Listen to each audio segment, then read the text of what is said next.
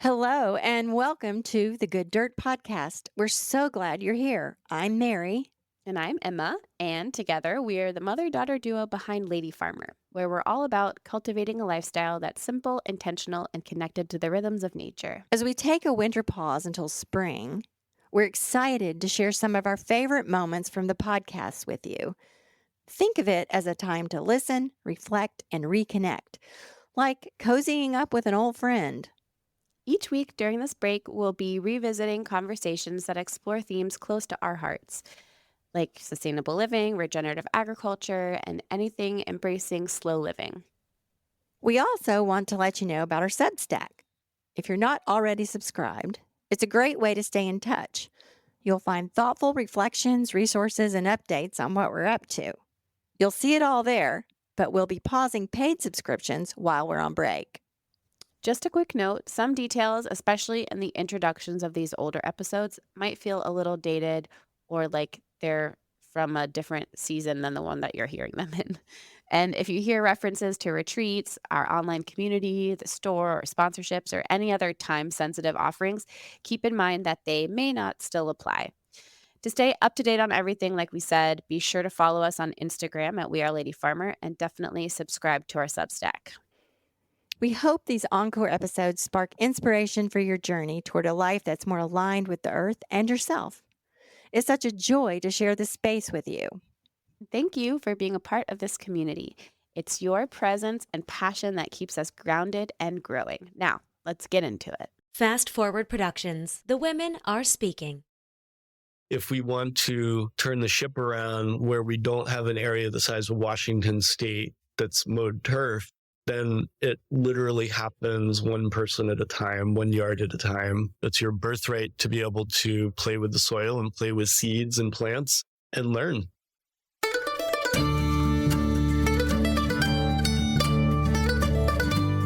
You're listening to the Good Dirt Podcast.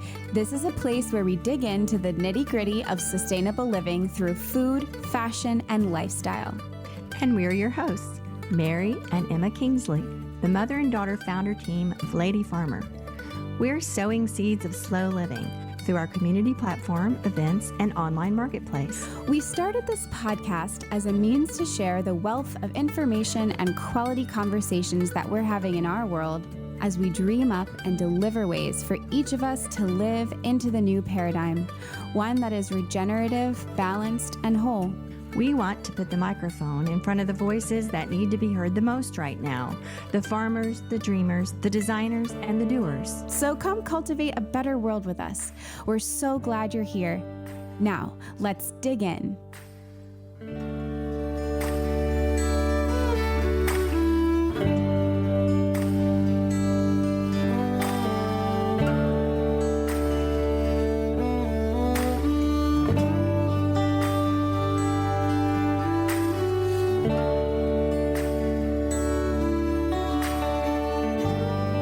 Everyone, welcome to the Good Dirt Podcast. It's Friday morning.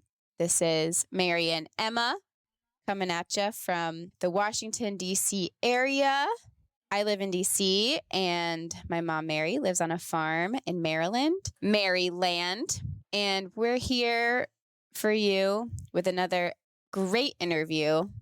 But before we get started, I did want to say for anyone listening who is a fan of this podcast, has been listening, or whether you're new or been around, we are so excited to keep this show going and growing. And something that really helps us do that is if you leave a review for us, which is pretty easy on the Apple Podcasts app. I know specifically that's where I have left reviews for podcasts that I love, but just a few words about why you like this podcast and what it is you like about it will really help us and really help other people find the good dirt. So thank you so much for doing that. Yes, thank you. Yeah, thank you so much. Getting to today's interview, this one, Mom, and this person that we talked to and this book that he wrote really has shifted a big part of what you've been doing at the farm, like in a really big way. And I feel like we've said that a lot recently about our interviews, but this one really is. Oh, yes, in a big way. Our guest for today is Owen Wormser. So Owen was born and raised off the grid in rural Maine, which, as you'll hear in this interview, is something that I am personally fascinated with, that people actually do that. They do. He was surrounded by the natural world, with the nature being his greatest teacher. Throughout his life, he has cultivated skills and perspectives necessary to help weave people and the natural world back together. His interest in nature, plants, and design led him to study landscape architecture. After getting his degree in 1998, he settled in Western Massachusetts to start his first landscape design and installation company. Since then, he has built hundreds of regenerative landscapes influenced by his study of horticulture, permaculture, organic agriculture, and ecology.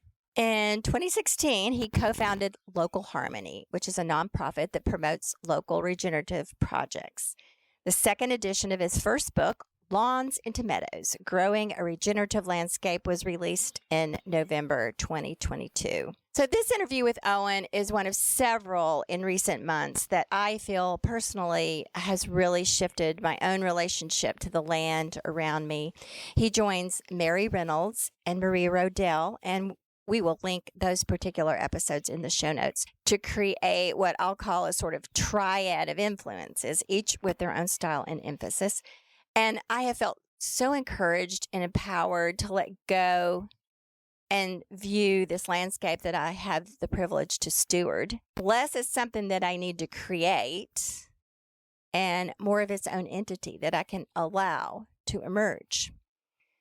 It's so exciting and fun, and I feel very enriched by the guidance and wisdom of these mentors.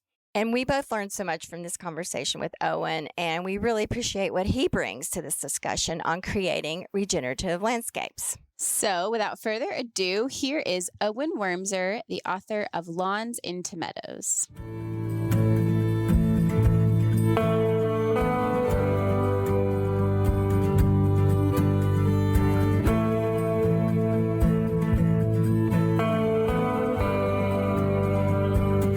So thanks for having me. And I have always been interested in plants. I grew up in a situation where I was very close to the natural world and I was drawn to it at a young age.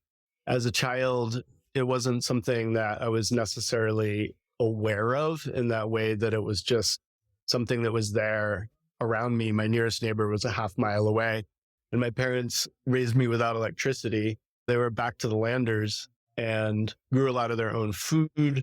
And so I was very close to the natural world, and I was interested in what was around me. And I knew that I wanted to keep that connection. And I pursued a degree in landscape architecture for my bachelor's so that I could continue to be around the land and plants. And it was really probably at that age that I started to sort of consciously learn about ecology and the natural world. So before that, it was just something that, I don't know, was sort of second nature, but it was not something that I was, I guess, consciously pursuing. And then I got my degree in landscape architecture and got a design background, which was very helpful. But really my education started when I began my first design build company in 1998. Since then, I've been putting in hundreds of landscapes, and I've been focusing on low maintenance, ecologically oriented landscapes. And so a lot of my perspective is just coming from firsthand experience that I've gained. And one of the key pieces of that, I think, that has come to be really clear over the course of time is that initially I thought I was going to be helping to save the planet. And after doing it for about 10 years, I realized that the planet was saving me, and that the plants and working with the soil and nature was actually a really healing experience. And so I continue to learn from working with plants and working with nature and design. That's kind of how I came to the situation where I'm talking about meadows. Okay. I first discovered your book, and I heard you on a webinar, and I became very, very entranced with this topic of Lawns to Meadows. So you want to tell us about your book and the premise of it, and, why you wrote it, and just, tell us all about that. Yeah, I wrote it because the opportunity came up to address a really important subject. In this country, we have an area that is the size of Washington State that is mowed turf. So if you took all the lawns and put them together, they would equal the footprint of Washington State, which is massive. And I knew already that lawns were environmentally detrimental, but researching the book, I learned how impactful they are ecologically. And it's enormous. It's really across the board in so many different ways. Meadows offer a solution that is actually giving something back to the ecology around us. And considering that most lawns aren't used, it's a really worthwhile thing to do. I don't advocate getting rid of all lawns because some lawns have value. We play games on them, or children need some space to kick a ball around, whatever it might be. You might need paths going through your meadow, and mowing them can work really well. But that said, there's all this turf that we put an enormous amount of money and time and all these other resources, including chemicals and fuel. We keep putting all this, tens of billions of dollars a year into lawn care, and we don't really need to do that. And meadows offer something that's really low maintenance and ecologically very valuable and also beautiful. So that's really kind of the crux of what's behind the book, explaining how to do that. And I wrote it because I wanted to address all of those topics. So when we started to talk last week, you talked a little bit about growing up in rural Maine, and I wondered if we could kind of go back there. You touched on it a little bit, but I just wonder if you could speak a little bit more about your upbringing and to what got you to what you're doing now with Lawns Into Meadows. Sure. I grew up in a situation where my parents were inspired by, once upon a time, a very well-known book by Helen and Scott Naring called The Good Life. And a lot of people read it in the late 60s. It had been out, I think, since the early 60s, maybe even earlier. But it influenced a lot of people of that generation to move into the country. And my parents were inspired by that book and other factors, and they ended up in rural Maine, which was kind of a haphazard choice. There were just circumstances that led to that situation. And for anybody who's interested in this sort of topic, my father's actually an author, and he has a memoir called The Road Washes Out in Spring that was just re-released in early March by Brandeis University Press. So I'm going to plug that book because it's a really wonderful book. I'm quite fond of it. And it describes living off the grid for almost 25 years, which was how I grew up. And so my parents didn't plan to do this. They ended up actually moving to a situation. It's just kind of funny because it's haphazard. They moved farther from the power lines than the power company would bring in power for free. So they ended up would have had to pay for it, which they intended to do. And they just had to scrape together the money and they were going to do it. And then a year or two went by and they realized that they liked living without electricity. So they grew a lot of their own food and raised me with an organic diet. And I grew up with a lot of awareness that I guess previously we would call alternative, for better and for worse. And a lot of these topics have become pretty mainstream. And one of them is this whole thing about mowing less and having gardens that are more ecological value. It's interesting that these areas are becoming an area of topics of wide interest because people have been talking about them for many decades, since the 1960s, and Silent Spring, and a lot of these issues have come up. So it's wonderful that people are really coming to understand the importance of some of these subjects. And it's something that's near and dear to my heart because of how I grew up and just my inclination towards protecting the environment and taking care of the earth. I'm just curious, like as a little boy, like did you like read by candlelight or firelight? We had kerosene lamps and we heated with wood entirely, an outhouse and a pump inside the house that was connected to a dug well, and we had a drilled well outside. It was a very simple existence. And the thing about it is that when you're a child and you grow up in an environment, you just get used to it. That's what you know. And so there's something about that which is very simple. There's a simplicity to it. It's a lot of work, which is to not romanticize it. My parents worked really, really hard to make all of this happen, but the simplicity is wonderful. We live in such a complicated world that we make complicated as humans. And we have technology, of course, and all these other things that we're concerned about, we're thinking about, that we're anxious about. And when you live close to the seasons and you live close to the cycles of nature, there's something about that that can't be duplicated in any other way. So without that experience, it's an idea still.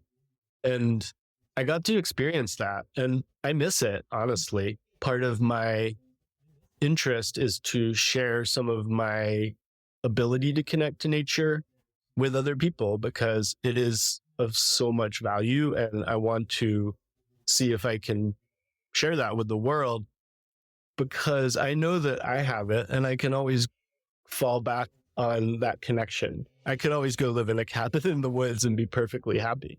I think people think that there's sort of a lot to it, but really it's a very simple existence in a way that, I don't know, I encourage people to experiment with simplicity in that way. Well, it makes me think about too how when you said we live in a really complicated world and it's like there's no way out of that really. And it's either we are working for our daily survival and our daily needs, which is that simplicity that's very like fulfilling and it fills a lot of that kind of discomfort is like working towards that. If we don't have that, if we just take all those shortcuts with, flipping a light switch on and turning the heat or AC on or just turning on the faucet, then we have all of this. Yes, we've made it very convenient for ourselves and we've taken a lot of work out of the day, but we replace that with like existential anxiety, I guess.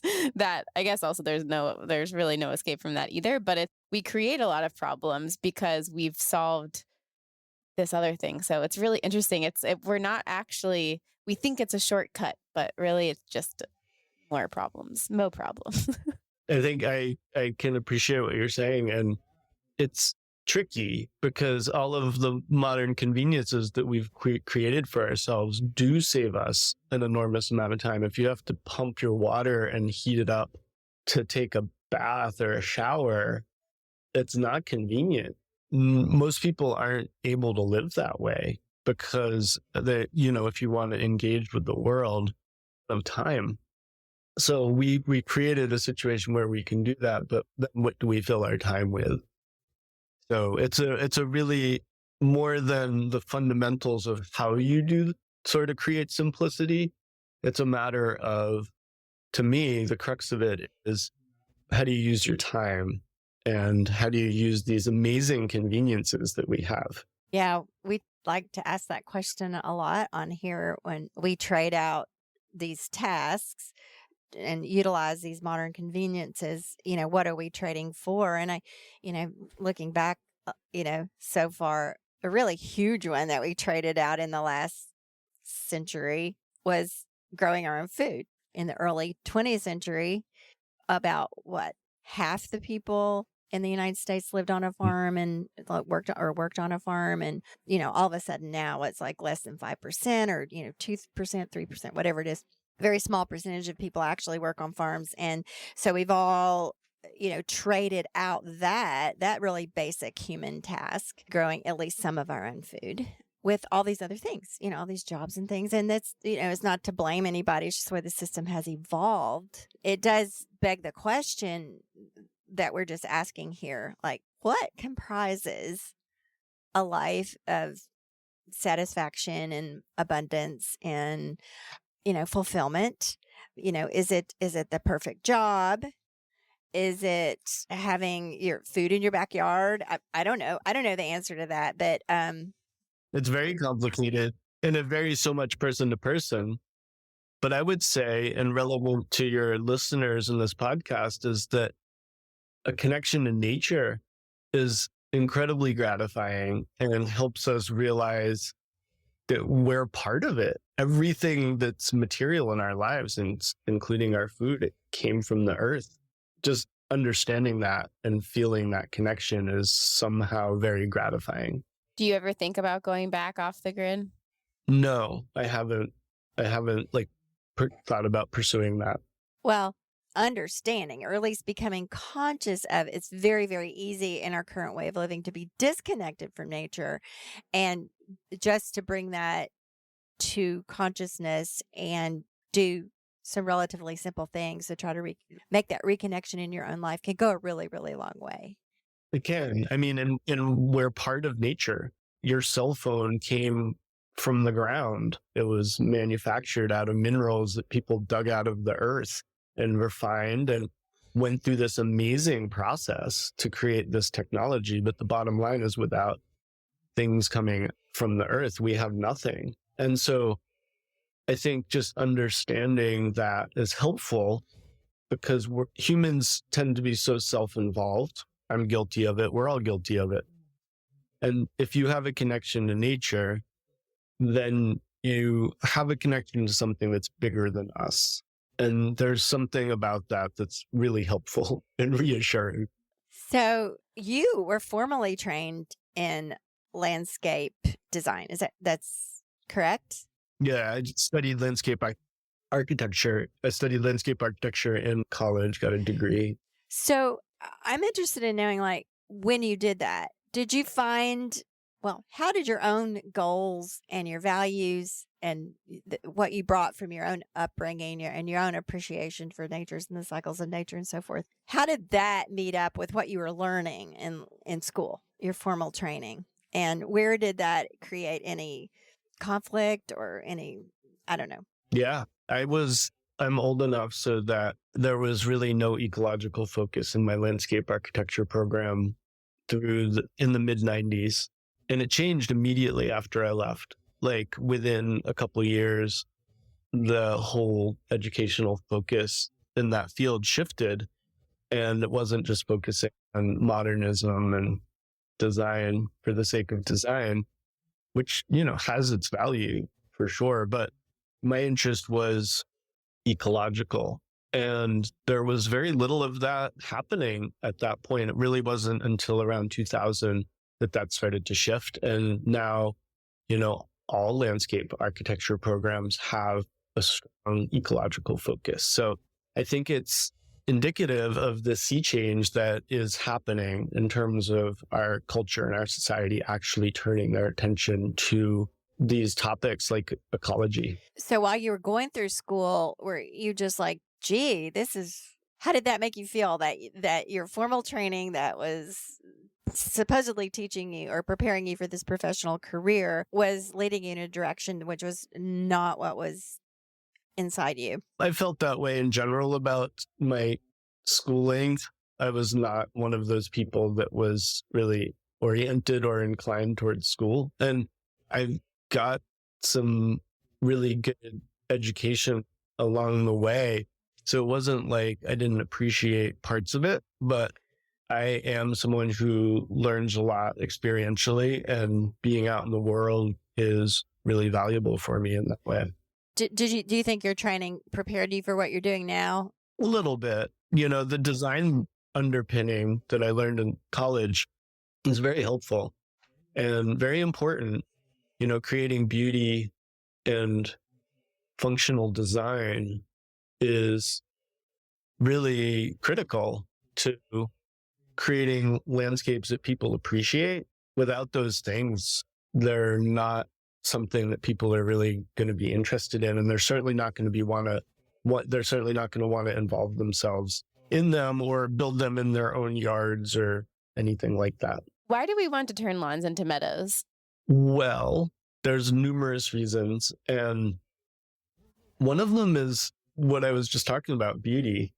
Meadows are beautiful. They have color, they have texture, and they bring in a lot of life. So you're going to see birds and you're going to see insects. You're going to see pollinators. All of those things show up when you have a meadow. And then meadows also have enormous ecological value. So you're contributing something to a web of light, really, which helps turn the tide in that direction. So meadows can sink a large amount of carbon. They're really, really good at sequestering carbon on par with oceans and forests. And they don't require maintenance once they're established, very little. Like once a year, they need to be mowed. And they don't need fertilizer. They don't need water. They have a very small footprint in terms of the resources they use. And really, they offer a lot. I guess we should also back up and have you tell us what is a meadow? Good question. Because meadow isn't a very technical term. There are all these words that relate to grasslands, and meadows are grassland. And prairie is a grassland, and plains. In Asia, the word steppe. You hear the word savanna. There are all these different words, and really they're areas that are dominated by grasses with flowering perennial herbaceous species in them that aren't overtaken by trees and shrubs, really. That's essentially what a meadow is and what a grassland is. And they're typically, historically, maintained by fire and grazing. And now mowing has been introduced into the mix as well. So for your typical client, now, first of all, let me ask this. In your work, is this lawn to meadow or this sort of regenerative landscape, natural landscape, that's your focus, correct? It's actually just a slice of what I do. I am focused on creating a really wide range of landscapes, and there's a low maintenance, sustainable theme that runs through them all. But I have learned how to build meadows because they're the ultimate low maintenance landscape. But I do stonework and build water gardens and have built Japanese style gardens and permaculture gardens. And so really anything that falls into the range of enhancing the value for people and animals, whether it's aesthetic or food or, plants for wildlife, I've done a lot of all of the above. So I'm curious about your typical client. They come to you looking for this, or do you educate people on the advantages of this kind of thing? Do you sort of guide people into this, or are people already in the know and they say, I want you to do this for me? How does that work? In the last 5 years or so, people are in the know, especially where I live in Western Massachusetts, pretty well-educated, progressive community of people. In the previous years before that, maybe the last 10 or 12 years, there's been people looking for this type of work, but it's definitely picked up in the last 5 years because prior to that, people weren't really aware that this was an option, that having a sustainable landscape or getting rid of your lawn or growing food in your yard was something you could just go do. It was something that still seemed alternative and weird. And that's really the long and short of it. That's changed. And 20 years ago, very, very few people were taking up their lawn to build a meadow. Would you say there was past active resistance to it? Like, do people go, oh, we can't do that. It'll be too many bugs, or there'll be too many ticks, or whatever. Well, yeah. I mean, there was resistance to the point that no one even, like I said, people, it wouldn't have occurred to them that they could do something like that. And for those that did want to do something like that, if they were in a neighborhood, they were really concerned about getting rid of their lawn. So, I mean, that's still an issue for a decent amount of people, but much less so than it used to be. Do you have any stories or encounters of people's struggles with their homeowners associations? Well, I hear a lot of feedback from people who run into resistance. And then over the years, if you follow the news, you'll see a story or two a year that has to do with some sort of violent interaction based on people's passion about lawns and maintaining lawns. And those are just the ones that make it into the news. So it's a big deal for people and they feel really strongly about it. And that's real. I mean, something that one has to work with and kind of be at least respectful of, because that's people's feelings and they feel strongly about it. But I got into education around this stuff because really that's the only way to get things to shift. And initially with my work, I did spend more time educating people on the value of gardening more ecologically. And now I do very little of that now. But yeah, education is so important in terms of shifting some of that resistance to getting rid of lawns and gardening differently. Why do you think there is such an attachment to the idea of the lawn in our culture? Humans are traditionalists in the sense that what they know they like. That's part of it, just human nature. But I think, there is this cultural sense of achievement that comes with having a lawn, both the control over it and the sort of status that comes with that. Because lawns, up until the 1850s, when the reel mower was invented, were something that only very wealthy people, pretty much primarily in Western Europe, is where really it came from. The wealthy landowners were able to pay people essentially to be out with shears to clear a lawn, because you could have sheep eat your grass, but they also leave droppings. So it's different if you're trying to play croquet or something. If you have sheep as opposed to some local peasants shearing your grass. So it's a status symbol. And when the reel mower was developed, it wasn't very accessible for most people just because it was bulky. But by the 1950s, when the mass-produced gas-powered mower became really affordable and ubiquitous, everybody could be a king, so to speak.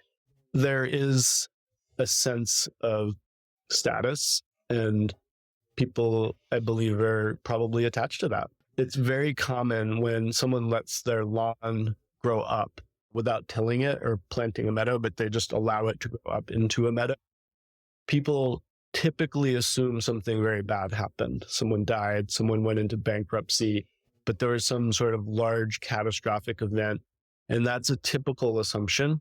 So I think that lends credence to this idea that all is well if you have a lawn. Yes. We just interviewed Mary Reynolds. Her suggestion is to put up a sign that explains and give, the website, the ARC website, and so people know that it's intentional. I'm doing some of this myself and letting areas of our lawn go and so forth. And, I've already had questions already. And it's late April, A neighbor was over the other night and I said, we're doing an experiment this year. We're mowing less, we're growing more wild areas. And she goes, oh, I just thought it was because you'd been out of town. And the other neighbor said, well, we were wondering what was going on. So it takes a lot of explanation. I don't have my sign up yet, but Signs are great. yeah, or I don't know, this is intentional, but this is an experiment. Or, you go to parks and things and you'll see things like, oh, this is a restoration area. Don't step here, or that kind of, and people go, oh, okay. Then they sort of get it. And that does explain it. It is a restoration area. Speaking of which, for people listening to this and, they're like, maybe light bulbs are going off and, I want to do this. What's the first step in it? Not that you're going to completely learn how to turn your lawn into a meadow from listening to this podcast. It's a little more involved than that. But where would you tell someone to start? Maybe this is the first they've heard of it and it's very exciting. Yeah. So I always encourage people to bite off what they're comfortable with. It's almost like an investment. You don't want to do something that you feel is risky. if you're new to working with plants, maybe that means you're starting with a 5x5 area in your backyard and you're taking up the grass and you're planting into that. But if you're already really comfortable with gardening and plants, like maybe you're going to turn your whole backyard into a meadow, but you want to do that first, maybe before you do your front yard. So it's all relative to sort of your situation and who you are in regard to doing this type of work. But in Lawns Into Meadows, I talk about different approaches, and you can start with a blank slate where you get rid of the grass entirely and start with bare soil, or you can just take seed and sprinkle it into the grass and let it grow. And there's sort of steps in between those two. So there's kind of a spectrum, different ways to plant meadows. And I really try in my book to make it clear that whatever gets results is essentially the right way. And so some people are able to get results just sprinkling seed into a lawn and then letting it grow up. You're dealing with different grasses. A lot of times they're non-native grasses. It's more of a crapshoot. You have to make sure that hope that the seeds make soil contact to establish. There's more variables if you go that route. Whereas if you start with a blank slate, you have more control over what establishes. So generally, I try to steer people in that direction, but it's all about sort of what you can do and what you're comfortable doing. Well, okay, so say you've sprinkled your seeds, or you've planted something, or you've decided to make a change. Is there any amount of, like, what does maintenance look like, I guess, then? Like, is there any amount of mowing, or what does maintaining a meadow look like? When it's establishing, there is some spot weeding and maybe curating and editing out anything that you don't want with a weed whacker or a scythe or a sickle. That's usually helpful. You certainly want to discourage things that you don't want while the meadow is establishing. Annual weeds are less of a concern if they show up, because the perennials that you're planting to live there in the long term generally are able to dominate the annuals once the perennials start to establish. But native perennials take 2 to 3 years, 4 to 5 years in some cases, before they really start to fill out and show up fully. So during that stretch of time, it's very helpful to watch your meadow closely. You don't really want to do more to it than you have to, which if you've prepped it well and there aren't really any weeds or plants that you're concerned about, you're really not doing anything. You're letting it grow. You're watching it and you're trusting that those seeds are going to establish and do what you hope they're going to do. And so you just have to be patient. And that's a huge component establishing a perennial meadow, is being patient, because once you get to that point where those plants are there and they're full and the meadow's filled out, then generally speaking, it only needs to be mowed, or preferably, if you're able to do this isn't generally accessible to most people. Hopefully that will change, but burn your meadow. But mowing and cutting everything back in the spring is really the one round of maintenance that's required with an established meadow. So I have a question about, you said one way to begin. One of the options is to sprinkle seed and hope it takes, but would you remove some of the grass where you're sprinkling seed? Would you create a bare spot? Or seems to me if you just sprinkle out there on the grass, it's not going to get into the dirt enough to catch on. Right. Yeah, it's hard to get soil contact if you're just sprinkling it into the grass. I've had success using a drill seeder, which scores into the lawn and deposits the seed into that. So that's an approach that people can use. But usually I like to till the lawn under. And there's a couple advantages to this, and tilling kind of has a bad name these days. But really, you're just doing this 2 or 3 times to get rid of the grass. But in the process, you're turning the grass into the soil. So you're doing it once, and then any grass that grows up again, you're waiting to resprout, usually 2 to 3 weeks, depends on the weather, temperature, and moisture. But then you till everything under again. And what that does is it does a couple things. It puts the grass and that organic matter back into the soil, which a lot of times with lawns is really helpful, because a lot of times the soil is dead or close to it. Chemical use and fertilizers and that kind of thing. Just compaction and sun scald and things like that can make the soil less healthy. So putting that organic matter back in can be really advantageous, but disturbing the soil also generally stimulates the seed bank of weeds to sprout. And then you till those under and you exhaust that seed bank. So those are two really important reasons why tilling works. And then the third reason for me personally is that I don't use herbicides because I'm trying to create pollinator habitat. And there's this really long track record, over 100 years now, where things that are deemed safe are found to be unsafe 20 or 30 or 40 years later. And we're seeing that with glyphosate now, where we know that internally it was known to cause cancer, and now it's finally been proven to cause cancer, and it's still used widely. So when trying to create pollinator habitat and ecological value, I personally try to really avoid using herbicides and chemicals. That said, there are situations from an ecological perspective where maybe they are, okay when used really in a focused way, like when people paint knotweed or something like that. So I don't want to be on a high horse here and say don't ever use those, but I think it's really important to be mindful of that. And personally, I don't have to use them. I've never had to, because I'm always able to find other solutions. So I was wondering in my own little project back here. So I've got these areas of grass that are coming up, and if I dug up some already established perennials like coneflowers, for instance, I have them popping up all over the place. They're really healthy. Just dug those up with a big root ball and like maybe stuck them in the middle of one of these areas that's just grass, and just sort of put it there and establish it there. Is that a technique as well? Absolutely. Sometimes I'll do that where I'll put plugs into a freshly seeded meadow in prominent locations, because plugs will be able to establish usually within the first season. If you plant them in the spring, by summer, they're already starting to fill out and flower.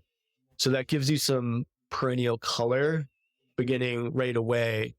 And you can also plant plugs into existing turf, or sort of in any combination that you can make work. If you do plant them into existing turf and then let it grow up into a meadow, you just have to mark where all the plugs are and make sure that they don't get overtaken by grass and get shaded out, because they just have to establish. Once they're established, after a year or so, they can hold their own. But also you want to know where they are so you can keep them from getting eaten when they're little. Yeah, that seems to me like a fairly doable technique. And I know that all around, in the grass, it just, this wild yarrow comes up. We call it field yarrow. And if you let it grow, it just in one season, it gets really big and has all these big flowers on it. And so that's something that, I could just let go, or even move those around and stick those around in the grass. And anyway, well, thank you. You give me some really good ideas. It's a little daunting. You stop mowing and you look out there and you've got, hey, there's some really long grass out there. And then what's next? So thank you. That's really helpful. Yeah, a lot of those species over the course of time actually just kind of will show up. So certain plants like yarrow, or certain types of phlox, or there's a pretty wide range of perennials that like open field to grow in, and they appear too. So there is over time a possibility that you can curate a meadow simply by letting things grow and seeing what shows up. We have a lot of chicory too. The blue flower all around. I bet you have that up there, huh? Oh yeah. And a lot of these plants like yarrow and chicory, these are plants that you see growing on the side of highways and road. And it's important to remember that meadow plants many of them are very resilient, and they don't even care if they have good conditions. In fact, many of them thrive in poor conditions. So you don't necessarily need a good site. And that's one of the really wonderful advantages of meadows, is that you don't have to add soil or fertilizer or anything. There's been a lot of mine restoration with using meadows. So they'll clear or flatten, bulldoze mine tailings and then plant meadows on them, and they establish well. Owen, do you have any particularly favorite projects that stand out, or anything you're particularly proud of? My more public projects are, I think, the most rewarding. So with meadows, I was able to design a meadow at the Eric Carle Museum for Picture Book Art, which is in Amherst, Mass. That was actually a situation where I was planting it into an old apple orchard. The trees are over 100 years old, and they had mowed turf under them, but we couldn't take up the turf because we didn't want to destroy or disturb the roots of the apple trees. So we weren't able to till. We didn't want to use herbicides, especially since it's a space that children would be playing in. And we ended up using a drill seeder, and I had researched it. I couldn't find any information on planting a meadow with a drill seeder. All the other experts that are out there, they basically say, don't plant into existing. And the other people that I talk to that I know around where I live and our colleagues, they also didn't have experience doing this. So it was really just kind of a crapshoot. And that ended up working. The grass that comprised the lawn grew up and became a beautiful meadow. And the vast majority of the plants, the vast majority of the species that we were planting established. So now 5 years later, it's a really full, beautiful meadow, and it gets used by children as an educational opportunity. So they get to see this meadow filled with butterflies and pollinators. And it's really gratifying to see that happen on the ground. It's great. We've actually been to that museum. In fact, well, our middle son went to Hampshire College, and that's on those grounds. Yeah. And so we were there in 2008, 9, 10, something like that. And it was before you did this, but I would love to see it. And what an appropriate place to put a meadow in. Eric Carle, the children's illustrator, The Very Hungry Caterpillar, and all those classic books that were so important to my children growing up, and just a wonderful example of nature education. And so that's exciting. So you live in that area around Amherst and so forth. Exactly. Any other museums or anything, or like any other cool opportunities like that? There's 5 colleges in this little area. So all the resources that they have are, available in terms of, like, Smith College is here. They have an art museum that's pretty impressive. And there's Amherst College in Hampshire and UMass and Mount Holyoke. So it's an unusual little area with all of these schools. So your book is very, very informative. It even has charts of plants, and it's a very good guide, a good step-by-step guide to this. Yeah, so I think it's important for people to remember that they're collaborating with nature, with these species that are ultimately going to do the bulk of the work. They're going to grow, they're going to fill out that space. And so you are helping that happen. So whatever gets results is what works. And I think people get really concerned that they're not doing it right. But that's something, I mention this because it's important to have perspective that very few of us in this country, in America, have been exposed to how to do this sort of thing. You don't have like someone who taught you, or even many examples of meadows that people have been exposed to. And then most people don't know plant species that well. And there's hundreds and hundreds of native meadow species that you can use. So it can be really feel overwhelming and intimidating. And so it's important to remember that for those of us that are considered experts, like we're still learning, and it's an endless process. And there's so much complexity to it in ways that is actually reassuring, because you don't have to understand it all. You just have to get some plants to grow and create whatever value you can with the species in the area that you're able to work with. So it's really a matter of kind of rebuilding our ecological knowledge, and the way that we are able to do that is by engaging. And so that's the most important thing. If you want to learn how to do this, you just have to engage. You can only learn so much through books. You just have to do it. That's awesome. And I think that sort of goes along the lines with my next question, which is something we always ask on this podcast, because it's a podcast about slow living and sustainable living. So what do you think about slow living, and how are you able to engage with slow living in your life? It's ironic because I've been very busy the last couple of years of my life, especially in ways that make me kind of uncomfortable, related to what we were talking about how I grew up, and that I do know in my bones this slower pace. And I haven't been experiencing that in recent years.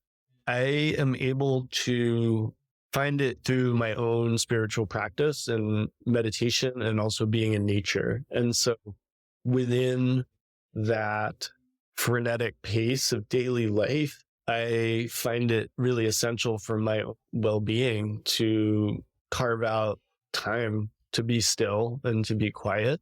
And so I think I'd probably go crazy without it personally. It can be hard enough even when I am able to do that in my daily life. But yeah, without it, I'd probably be lost. My mom says she's scared of what would happen if she doesn't meditate. That's why she meditates. Well, that simplicity and that stillness is where we actually find our essence, our inspiration, and all of these things that actually really nurture and feed us. And it's not just our personality or all these ideas and thoughts. So there's something that's really sustaining if you're able to connect with that. And so being in nature is one way to access that. And that's one of the reasons that it's kind of funny, but it all ties together, because having a meadow in your backyard can help create an environment that pulls you into a meditative state, because it will attract light and it'll create wonder. And if you just sit there and you watch it, you're going to get pulled into it and you're going to lose yourself. You're not going to be thinking about how you have a bill due tomorrow or whatever is on your mind. You're going to be watching a bee go after, climb into beard tongue flowers, and you're going to be watching and learning. And that's something that is, for me, and I think a lot of people, whether they know it or not, really, really important. Adding to something you said a few minutes ago about how you see life returning very quickly to these areas once you start cultivating this or letting it go. I can attest to that, just as some of the things we've done over the last couple of seasons and putting in some native plants and so forth. Life returns so quickly. It's just amazing. And before you know it, you're seeing birds and bees and bugs that you hadn't seen before. And there's even lots of more sounds. So it's not one of these things where, you have to wait 10 years to see results. It's really quick. Just shows you the resilience of nature and the earth. And, she wants to come back. She really, really wants to come back. It's so reaffirming to see that, because we're so used to living in a degraded environment that we've essentially destroyed, and we feel bad about it, and rightfully so. But at the same time, just feeling guilty doesn't solve any problems. And at the same time as that, being able to see the abundance wants to be there and how quickly it can be there is really, really reaffirming that we live on this earth and we can actually be helpful here. We're not necessarily just these horrible creatures that are destroying everything. We can actually help create abundance and support ecology and support life. And we literally can do it in our backyard, and we don't have to wait for laws to change or policy or leaders, or we don't have to wait for any of that stuff. We can do it literally in our backyard and see results. And that's just a very, very joyful thing in this I really want listeners to hear that. As you said, you can start with a window box. You can start with 5 square feet. You can start with an acre, whatever, wherever you want. So the other question we always ask our guests, and I have a feeling I know how you would answer this literally, but you can also answer it any way you want, metaphorically and so forth. What does the good dirt mean to you? Yeah, so literally, soil is the foundation of life.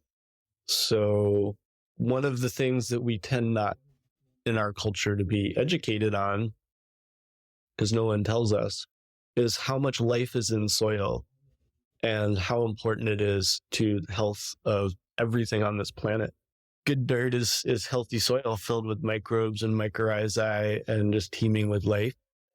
And then in terms of the metaphor, everything grows out of the soil. So one of the best metaphors I've ever heard around this sort of thing is that if you can cultivate soil, then, eventually things will flourish. And the metaphor is that we can do this in our own lives. And working with building meadows is both engaging on the metaphorical level of learning that process of sort of creating abundance and creating more life, but also actually learning that we can grow and expand into more skill in these areas, and that we are the dirt ourselves in that way, that we can cultivate ourselves and expand our horizons and create a healthier planet.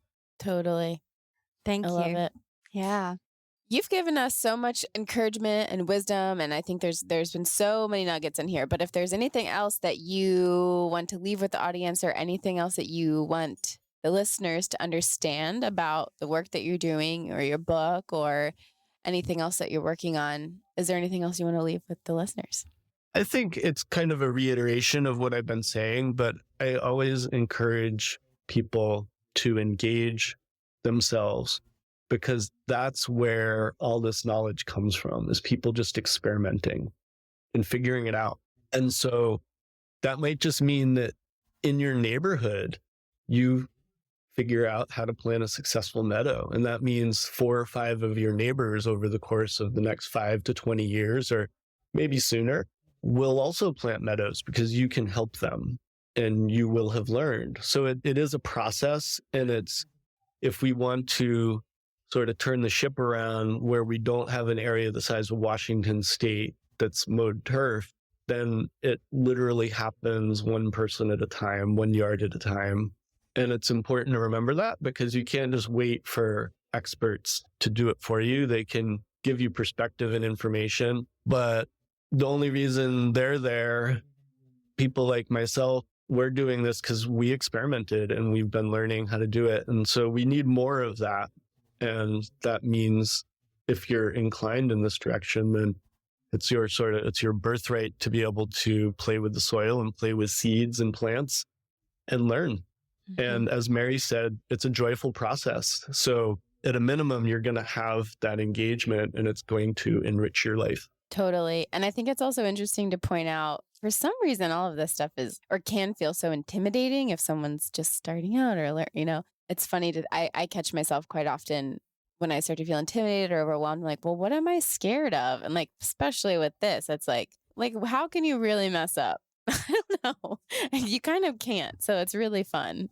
It's a really important perspective. I just love what you said. It's our birthright. It is our birthright to engage with plants and seeds and the environment around us. And that's just so beautiful. And I want all of our listeners to take that with them into the rest of their day when they hear this. Yeah, and they can tell that to their homeowner association. Yes. I guess maybe that's what people are scared of. Well, they're scared of judgment. They're scared of judgment. They're scared of the neighbor going, what's going on over there? We were worried about you, Mary. Everything okay? Yeah. And they're scared of failure, understandably, because they want to do a good job. And so that's why it's important, when I was saying to bite off what you can chew, start in an area that no one can see. Start in an area that no one cares about, in the back corner of your yard that your kids don't play on. And, maybe your spouse will laugh at you at first. But it's like, if you enjoy this, just do it. and don't worry about it, because you don't have to turn your whole front lawn into a meadow if that's too much. You can do what you're comfortable with. Yes. Very cool. Well, thank you so much, Owen. This has been awesome. I have enjoyed this conversation so much, and I've learned so many things, and you speak so articulately about what's behind the idea and the concept, and I just thank you so much for your time. Thank you so much for having me. It's been a great conversation. Where can people find you and your work if they are hoping to learn more from you? Yeah, so my book, when it comes to meadows, is really the primary resource, which you can get from Stone Pier Press. You can find them online at stonepierpress.org, and you can buy it in most bookstores and online as well. And my website is abounddesign.com if you want to see some of my garden work. I unfortunately am not working outside of my local area for your listeners, just so you know, so I don't disappoint anybody if they contact me. Also, I have an Instagram account, Lawns Into Meadows, Lawns_into_meadows. And I do some podcasts regularly and some workshops online as well, which you can find out usually from my Instagram page. Very cool. We will link to all of those things so people can find you. Thank you. Yeah, really. Thanks for having me. This is a fun conversation. Really enjoyed it. Nice meeting you. I'm going to go outside now and start moving my cone flowers into the ground. Bye-bye.